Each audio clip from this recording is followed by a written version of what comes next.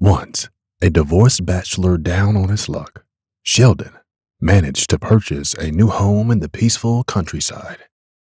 It was a fixer-upper, but he was grateful for the opportunity to start fresh and get his hands dirty. Being from the city, Sheldon had never had much experience with yards or trees. So, when he discovered his new home had a solitary tree in the middle of the yard, he saw it as a chance to connect with nature. One day, while Sheldon was busy raking the leaves, a curious neighbor approached him and questioned why he didn't cut down the tree. The neighbor argued that removing the tree would spare Sheldon the hassle of constantly raking leaves. Sheldon, however, smiled and explained that the tree had been there longer than him, and it would be a shame to end its life for his own convenience. Impressed by Sheldon's compassionate response, the neighbor commended him for being a good person.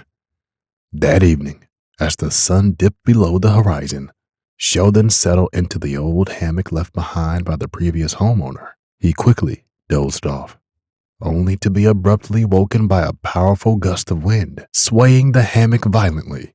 In that moment, Sheldon heard a voice urging him to wake up. Startled, Sheldon rose from the hammock and scanned the darkness, suspecting someone was hiding behind the tree. However, his search turned up empty. Just as Sheldon was retreating to his house, the tree shuddered and its leaves rustled vigorously, creating a gust of wind that nearly knocked Sheldon off his feet. Suddenly, a voice called out, "Thank you." Sheldon, bewildered, called out, demanding to know who was there. To his astonishment, the tree leaned towards him and responded, "Me." Overwhelmed with the response, Sheldon stumbled backward, landing on the ground. The tree reassured him that there was no need to be frightened. It confessed to watching over Sheldon and listening to his conversation with the neighbor. Filled with gratitude for Sheldon's kind gesture, the tree felt compelled to repay him. As Sheldon sat on the ground, still in disbelief, he asked the tree how it could possibly repay him. The tree began recounting a tale of profound knowledge, explaining how it held sacred knowledge about the creation of the world. This knowledge was passed down through generations of trees as they communicated with one another through the movement of their leaves and wind. Intrigued, Sheldon questioned the tree about how it communicated. The tree revealed that trees were the largest living creatures on land and that through their swaying motion, they created the wind. Their leaves acted as fans, allowing them to communicate with other trees around the planet. Sheldon admitted to feeling the wind and breeze, but he had never realized it was the trees themselves communicating. The tree continued to elaborate, telling Sheldon the story of how the earth came to be. It began with celestial beings, the moon and the sun, becoming intertwined.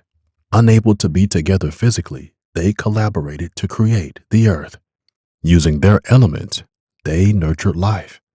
With trees being the earth's most remarkable creations, trees nourish the land, providing shelter and sustenance for animals and humans alike. The story progressed, revealing a division among humans, leading to two civilizations.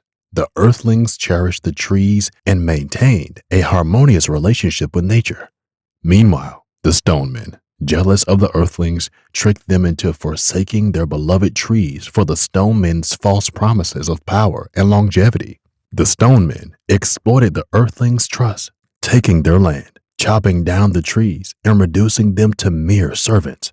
The earthlings became dependent on the stone men for food, shelter, and provisions, ultimately becoming slaves to maintain their new way of life. As the stone men grew more powerful, they even turned the trees into a commodity, using them for purposes as mundane as toilet paper. Sheldon woke up from his vivid dream, drenched in sweat. He glanced over at the ancient tree, almost expecting it to acknowledge him. Deeply moved by the dream's uncanny resemblance to his own society, Sheldon felt compelled to share his experience. He decided to redirect his efforts from home renovations to writing a book based on his dream, a book he titled The Chronicles of Earth and Stone. Within months, Sheldon's book skyrocketed in popularity, earning critical acclaim and establishing him as a prominent author in the fictional genre. He garnered a dedicated following, drawn to the suspense and thought-provoking narrative. With his newfound success, Sheldon renovated his home, keeping his promise to protect the tree and building a serene space around it.